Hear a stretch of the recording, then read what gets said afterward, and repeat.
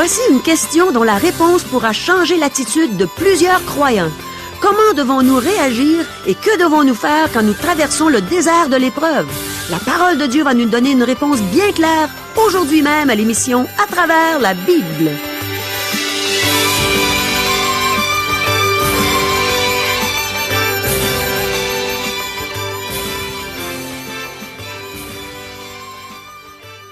Chers auditeurs, pour en savoir davantage sur le contenu de cette émission, vous pouvez contacter en tout temps Radio Espoir via Internet à www.radioespoir.ca ou par téléphone, sans frais, au 1-877-l'Espoir, 1-877-537-7647.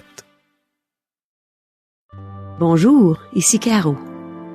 Mes amis, si vous désirez faire la volonté de Dieu de tout votre cœur, si vous désirez recevoir toutes les bénédictions que Dieu en réserve pour vous, eh bien, cette émission est pour vous.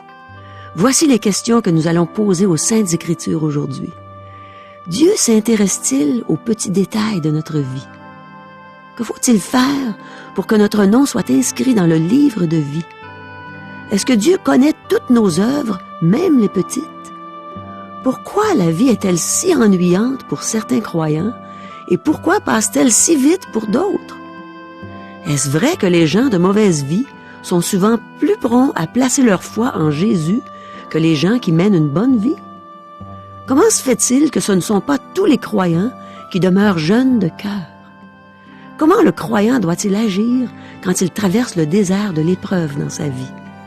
Est-ce que les récompenses des croyants dépendent de la grandeur de leurs œuvres? Avez-vous hâte, comme moi, d'entendre les réponses que Dieu va mettre dans la bouche du pasteur Régent Joly pour nous aujourd'hui? Je suis certaine que oui. Demandons à Dieu qu'il fasse pénétrer sa parole profondément dans nos cœurs, qu'il nous aide à l'appliquer dans notre vie quotidienne. Prions. Oui, Seigneur, ta parole est merveilleuse. On ne veut pas être des écouteurs oublieux, mais on désire, Seigneur, que tu fasses pénétrer ta parole dans nos cœurs, bien profondément. Qu'elle reste là, ancrée en nous, pour qu'on puisse la mettre en pratique. Et aide-nous à l'appliquer dans nos vies. On a besoin de ta force, de ta toute-puissance. Et merci, Seigneur, parce que c'est grâce à Jésus qu'on peut venir te prier. Amen. À toi, Régent. Merci, Caro. À la dernière émission, nous avons vu que Josué a défait les 5 rois de la région pour ensuite entreprendre la conquête de la région du Nord. Nous avons vu que Dieu a donné au peuple l'occasion de se repentir et que finalement, il a permis qu'ils s'endurcissent pour les détruire. Ce jugement de peuple entier est une image du jugement dernier. En effet, tous, sans exception, seront jugés par Dieu.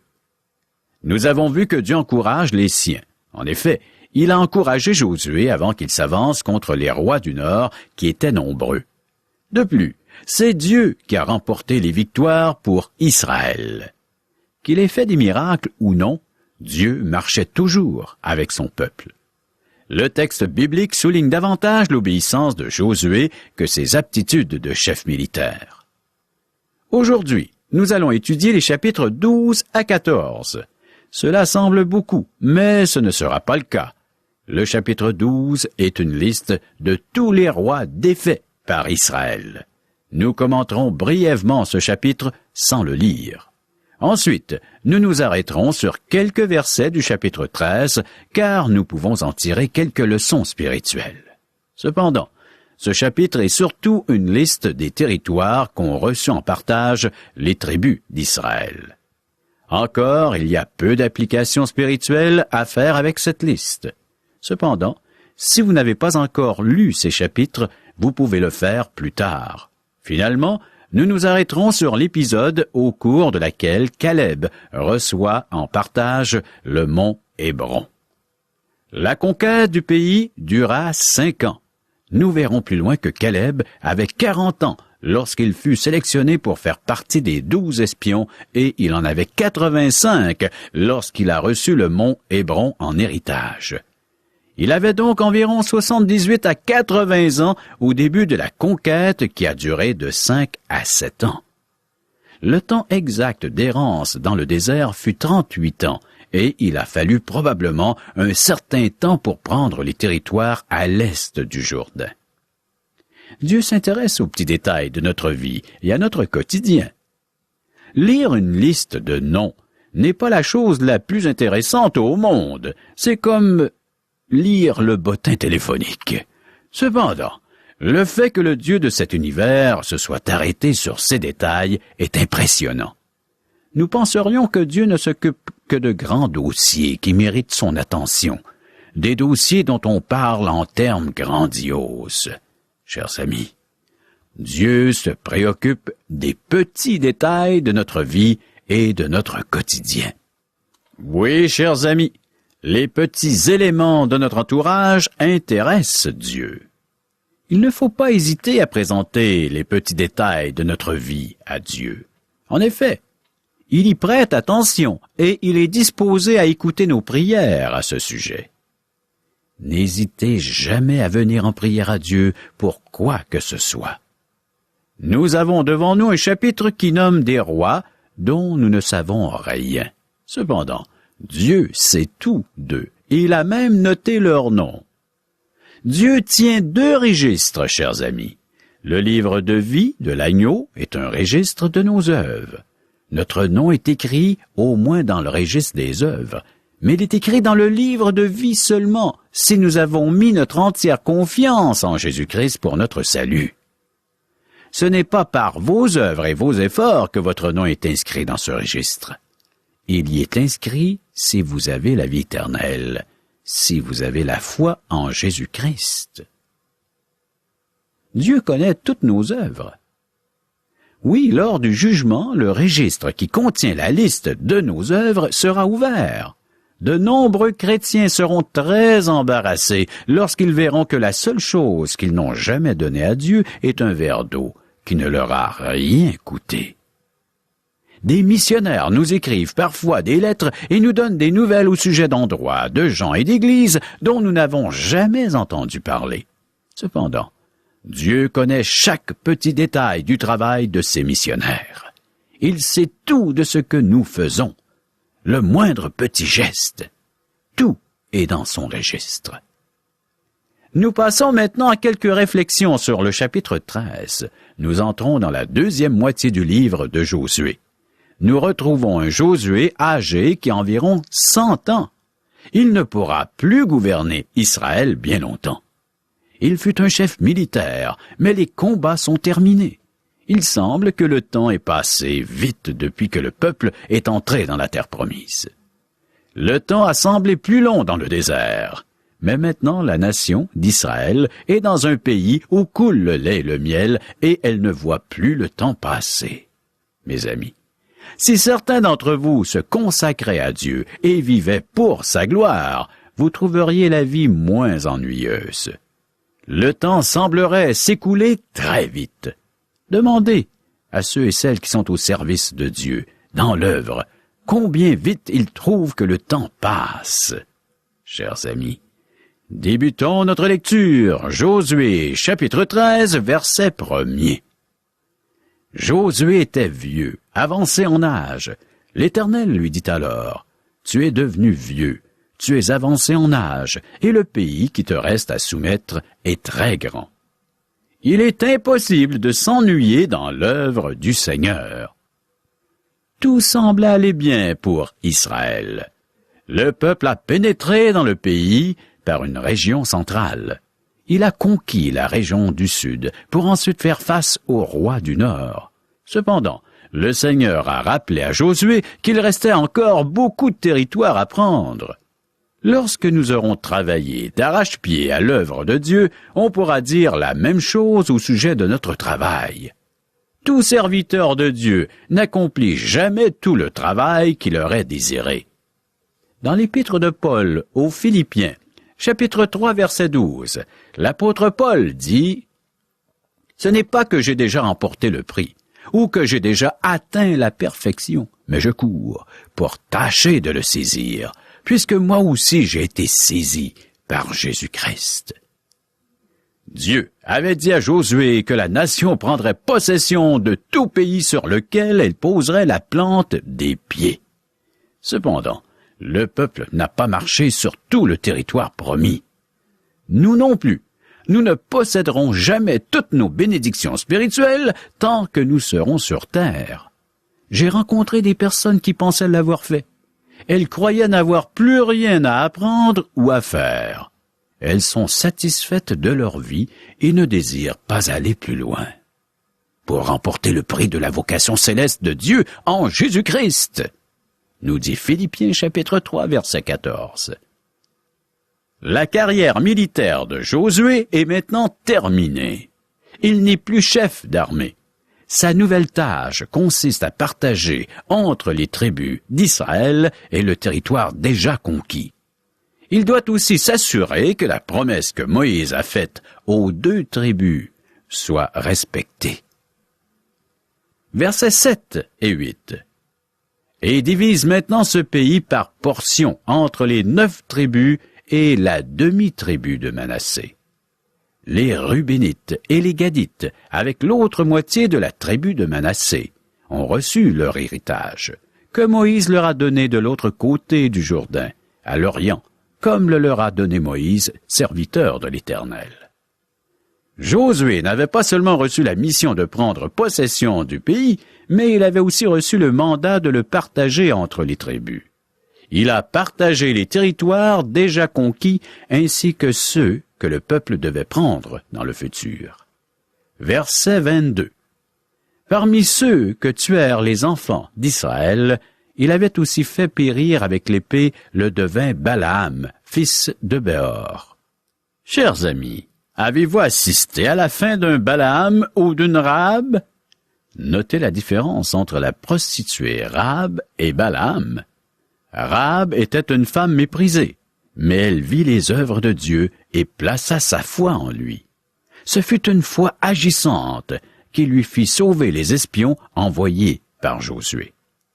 Rahab fut intégrée au peuple de Dieu et elle devint une ancêtre du Seigneur Jésus-Christ. Balaam était un homme respecté. Le roi Balak envoya des émissaires vers lui avec un gros don en argent. Dieu parla lui-même à Balaam afin qu'il ne maudisse pas Israël. Cependant, Dieu fut obligé de le forcer à le faire. Il se servit d'un ange et de l'âne de Balaam. Même après cela, Balaam essaya d'entraîner Israël dans le péché. Voici, ce sont elles qui, sur la parole de Balaam, ont entraîné les enfants d'Israël à l'infidélité envers l'Éternel, dans l'affaire de Péor, et alors éclata la plaie dans l'assemblée de l'Éternel. Nombre chapitre 31, verset 16. Balaam fut détruit par Israël. Balaam préféra le gain à servir Dieu. Balaam ne craignit pas Dieu. Il ne s'est pas converti. Il périt lors de la conquête de la terre promise. Par contre, Rahab mit sa foi en Dieu et sa fin fut beaucoup plus heureuse. Sa vie fut épargnée et elle devint une ancêtre du roi David et du Seigneur Jésus-Christ. Les tribus qui devaient habiter du côté ouest du Jourdain reçurent leur territoire par tirage au sort. Cependant, Caleb obtient un privilège. La montagne de Hébron lui fut donnée. Caleb, né esclave, était un des 12 espions, et avec Josué, il remit un rapport favorable à la conquête de la terre promise lorsque le peuple vint à Kadès-Barnéa la première fois. Selon Josué, chapitre 14, verset 11, Caleb avait conservé toute sa vigueur. Il avait la foi pour oublier le passé, la foi pour regarder la réalité et la foi pour faire face à l'avenir. Lisons Josué, chapitre 14, versets 1 et 2. Voici ce que les enfants d'Israël reçurent en héritage dans le pays de Canaan, ce que partagèrent entre eux le sacrificateur Éliasar, Josué, fils de Nun, et les chefs de famille des tribus des enfants d'Israël. Le partage eut lieu d'après le sort, comme l'Éternel l'avait ordonné par Moïse, pour les 9 tribus et pour la demi-tribu. Les tribus de Ruben, Gad et une moitié de la tribu de Manassé demeurèrent à l'est du Jourdain. Ensuite, les autres tribus reçurent des territoires à l'ouest du Jourdain. Je les cite en ordre géographique en commençant par le sud. Siméon, Juda, Benjamin, Dan, Éphraïm, Manassé, Issachar, Zébulon, Nephtali, Aser et Dan. Ce n'est pas par erreur que Dan est nommé 2 fois. Dan a reçu un territoire au sud et plus tard, s'y trouvant à l'étroit, la tribu a conquis un autre territoire, cette fois au nord. Versets 5 à 11. Les enfants d'Israël se conformèrent aux ordres que l'Éternel avait donnés à Moïse et ils partagèrent le pays. Les fils de Juda s'approchèrent de Josué à Gilgal, et Caleb, fils de Jéphuné, le Kénizien, lui dit, « Tu sais que l'Éternel a déclaré à Moïse, homme de Dieu, au sujet de moi et au sujet de toi à Kadès-Barnéa? J'étais âgé de 40 ans lorsque Moïse, serviteur de l'Éternel, m'envoya de Kadès-Barnéa pour explorer le pays, et je lui fis un rapport avec droiture de cœur. Mes frères qui étaient montés avec moi découragèrent le peuple, mais moi je suivis pleinement la voie de l'Éternel, mon Dieu.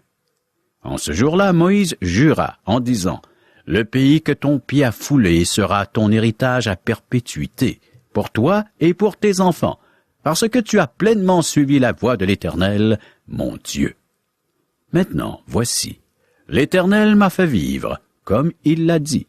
Il y a 45 ans que l'Éternel parlait ainsi à Moïse, lorsqu'Israël marchait dans le désert. Et maintenant voici, je suis âgé aujourd'hui de 85 ans. Je suis encore vigoureux comme au jour où Moïse m'envoya. J'ai autant de force que j'en avais alors, soit pour combattre, soit pour sortir et pour entrer. Caleb est maintenant âgé de 85 ans et il a la même vigueur qu'à 40 ans lorsqu'il a exploré le pays avec les autres espions. Josué et Caleb sont les seuls hommes de la première génération à entrer dans la terre promise. Ces 2 hommes ont remis le rapport de leur expédition d'exploration comme l'ont fait les 10 autres espions.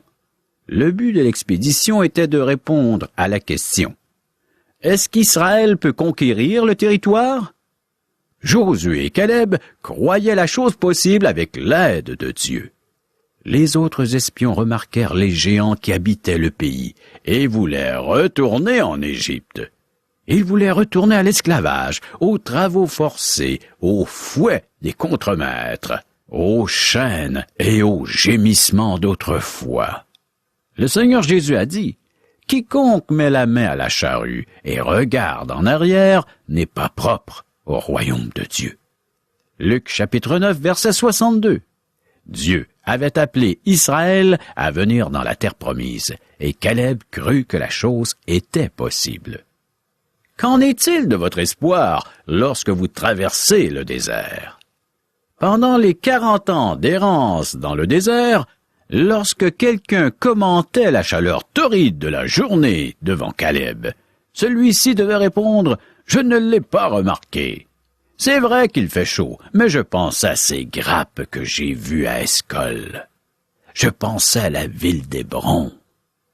Abraham aimait cet endroit, et moi aussi je l'aime. C'est cette montagne que je désire habiter. » Lors du séjour dans le désert, Caleb avait un espoir que les autres de sa génération n'avaient pas. Ceci l'a gardé jeune de cœur. Les 40 ans dans le désert ont fait périr les autres, mais il est demeuré en santé. Les autres vieillissaient, mais il demeurait jeune. Les géants aperçus dans la terre promise firent trembler les autres qui se voyaient comme des sauterelles auprès d'eux. Mais Caleb voyait Dieu. Donc la crainte n'habitait pas dans son cœur. Dieu était plus puissant que les géants. Et vous, avez-vous ce Dieu tout-puissant qui fait que tout le reste autour de nous n'est que petit?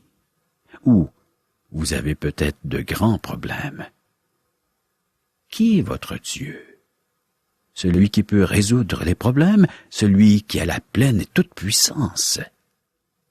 Jouissez-vous des bénédictions spirituelles que Dieu a pour vous aujourd'hui? Vous dites, je n'ai que des ennuis. Je sais que les chrétiens ont beaucoup de difficultés au cours de leur vie. J'ai de la compassion pour eux. Nous éprouvons tous des difficultés, mais que devient votre espoir à travers celles-ci? Nous avons tous des raisons de nous plaindre, mais que devient votre espoir?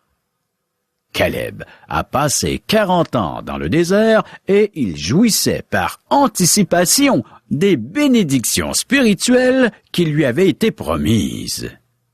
Chers amis chrétiens, tu es en route vers le ciel, vers ta terre promise. Que rien ne vienne faire obstacle à ta marche chrétienne. Poursuivons notre lecture. Verset 12. Donne-moi cette montagne dont l'Éternel a parlé dans ce temps-là, car tu as appris alors qu'il s'y trouve des Anakim et qu'il y a des villes grandes et fortifiées. L'Éternel sera peut-être avec moi, et je les chasserai comme l'Éternel a dit. Dans le livre de la Genèse, le premier livre de la Bible, Abraham alla à Hébron, un nom qui veut dire communion. C'était un lieu de communion. Caleb, qui était en communion avec Dieu, voulait résider à Hébron. Et toi? Quelle est la condition de ton cœur? Recherches-tu une pleine communion avec Dieu? Comme Créateur, comme Sauveur et Seigneur. Versets 13 et 14. Josué bénit Caleb, fils de Jéphuné, et il lui donna Hébron pour héritage. C'est ainsi que Caleb, fils de Jéphuné, le Kénizien, a eu jusqu'à ce jour Hébron pour héritage, parce qu'il avait pleinement suivi la voie de l'Éternel, le Dieu d'Israël. Oui, chers amis, le serviteur fidèle sera récompensé. La récompense ne sera pas fonction de la grandeur de l'œuvre accomplie, ni de notre popularité ou de notre réputation. La question posée sera, as-tu suivi fidèlement le Seigneur? La chose la plus importante à faire dans la vie, c'est de suivre les voies et la volonté de Dieu. Pourras-tu entendre la voix du Maître, du Seigneur Jésus, le Christ, te dire « Bon et fidèle serviteur, entre maintenant dans la joie de ton Maître. » Accomplir la tâche fidèlement, voilà ce que Dieu demande et attend de chacun d'entre nous. Caleb, un homme de Dieu, prit Hébron, habité par des géants. Il a voulu cette montagne et sa ville. Oh, puissions-nous travailler pour remporter le prix de la vocation céleste dans le Seigneur Jésus. Jésus a promis que celui qui combattra fidèlement selon les règles, les normes, Dieu exaucerait ses prières. Dieu répondrait, Dieu accorderait sa toute-puissance. Il donnerait à celui qui croit en lui le vouloir et le faire. Conditionnel? Si tu remplis la condition, Dieu promet, il est fidèle, il accomplira sa promesse. Il veut que tu vives pleinement de toutes ces bénédictions qui découlent du don gratuit qu'il t'offre présentement. La vie éternelle, la communion avec lui, une relation intime par son Fils le Seigneur Jésus-Christ. As-tu reçu ce don? Il te l'offre maintenant. Saisis-le par la foi. Et par le fait même, tu seras un vainqueur comme Caleb et comme tous ces hommes et ces femmes ont pu remporter la victoire et le prix par la foi placée en Jésus-Christ seul, celui qui a tout accompli et pleinement accompli la volonté du Père. Chers amis, prochaine émission, Josué chapitre 15 à chapitre 18. Oh, merci beaucoup, Régent. J'aurais le goût d'élaborer sur chaque enseignement qu'on a reçu aujourd'hui tellement ça m'a fait du bien. On a bien vu qu'il est impossible de s'ennuyer quand on est dans l'œuvre du Seigneur, quand on est obéissant et fidèle dans tout ce qu'il nous confie. On a vu aussi que le croyant conserve sa vigueur quand il a la foi pour oublier le passé, pour regarder la réalité et pour faire face à l'avenir. Quand Régent a mentionné que Caleb était encore jeune de cœur dans sa vieillesse, qu'il était en santé, ça m'a fait penser à 2 hommes qui sont venus donner des conférences sur le réveil à notre église il y a quelque temps. Ce sont des jumeaux et ils ont maintenant 73 ans. Pendant les conférences, à un certain moment, ils nous ont dit qu'ils faisaient de telles conférences depuis plusieurs années déjà, plusieurs décennies même, et qu'ils n'avaient jamais eu besoin d'annuler une conférence pour cause de maladie. Vous auriez dû les voir tous les deux. Malgré leurs cheveux blancs, leur visage rayonnait de joie, je dirais même de jeunesse. Ils étaient comme Caleb, qui avait un espoir que les autres de sa génération n'avaient pas. Les 40 ans dans le désert ont fait périr les autres, mais Caleb est demeuré en santé. Les autres vieillissaient, mais ils demeuraient jeunes. Régent a mentionné les géants aussi, qui avaient fait peur aux 10 espions, mais pas à Josué et à Caleb. Tout ce que les 10 espions ont retenu était qu'il y avait des géants dans le pays à conquérir et qu'ils préféraient retourner à l'esclavage, aux travaux forcés, aux fouets des contremaîtres, aux chaînes et aux gémissements d'autrefois. Mes amis, je pense qu'on a tous des géants dans notre vie, c'est-à-dire des épreuves qui nous semblent insurmontables. Voilà l'occasion de s'en remettre totalement à Dieu, qui est bien plus grand et beaucoup plus puissant que ces géants. Il m'arrive parfois de frôler le découragement total, mais dans ces moments, quel rafraîchissement pour moi d'aller puiser l'eau de la parole de Dieu pour me rafraîchir, pour me désaltérer dans mon désert. Dieu me rappelle ses promesses dans sa parole. Il me redonne du courage. Il me fait du bien. Il me console. Mon ami, as-tu ouvert ta Bible aujourd'hui? Elle est remplie de belles promesses pour toi. Et si tu traverses une grosse épreuve en ce moment, j'aimerais t'encourager à lire la première épître de Pierre, au 1er chapitre des versets 3 à 9. Je ne les lirai pas, le temps me manquerait. Mais si tu es un enfant de Dieu, si tu es né de nouveau, si tu as l'assurance de la vie éternelle, ce passage de l'Écriture va sûrement t'encourager. Il parle de l'espérance qui est ancrée dans l'âme du croyant. Il dit que même dans l'épreuve, notre espérance, c'est Jésus. C'est le fait de savoir que bientôt, si on est des enfants de Dieu, on va être au ciel avec Dieu pour l'éternité. Caro, nous invitons les auditeurs à assister à un merveilleux déjeuner de l'espoir. Pourrais-tu nous expliquer qu'est-ce qu'un déjeuner de l'espoir? C'est justement comme ce que tu viens de dire, Régent, c'est merveilleux.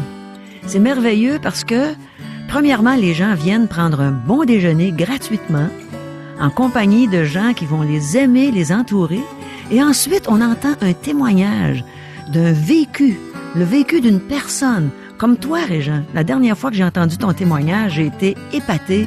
J'ai trouvé ça extraordinaire de t'entendre raconter ce que Dieu avait fait dans ta vie, comment il t'avait transformé, et en même temps, ton sens de l'humour là, qui a transpercé les cœurs et qui a fait rire les gens, qui a fait du bien aux gens. Alors c'est ça, un merveilleux déjeuner de l'espoir. Ça vaut la peine de venir entendre ces témoignages. Et je vous le répète, c'est gratuit. Nous vous invitons donc à venir participer à ces merveilleux déjeuners de l'espoir qui auront lieu à la grandeur du Québec. Comment faire pour savoir où auront lieu ces déjeuners? Vous pouvez nous rejoindre par téléphone. 1-877-L'ESPOIR, 1-877-537-7647 ou via courriel à www.radioespoir.ca ou à notre adresse postale. Radio Espoir, casier postal 34143, Charlebourg, province de Québec, le G1G 6P2. Au revoir. Bye bye.